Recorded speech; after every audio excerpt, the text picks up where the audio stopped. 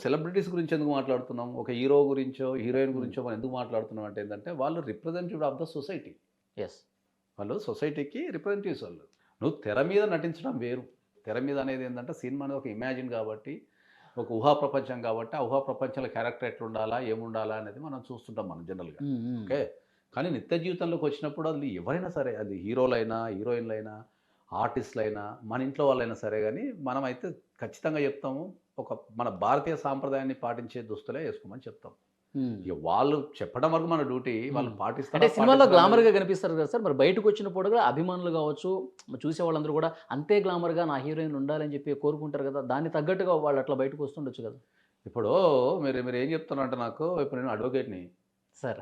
నా దగ్గరికి ఒకడు మర్డర్ చేసి నా దగ్గరికొస్తాడు. హ్మ్. వాడిని నేను కాపాడతా. ఓకే. నా డ్యూటీ అది. హ్మ్. చివరిదాకా నేను కాపాడతా వాడిని. ఓకే. అట్లా అని చెప్పి నన్ను మోరల్‌గా ఎవడినో మర్డర్ చేసినోడిని మోరల్‌గా సపోర్ట్ చేయమంటే చేస్తానా?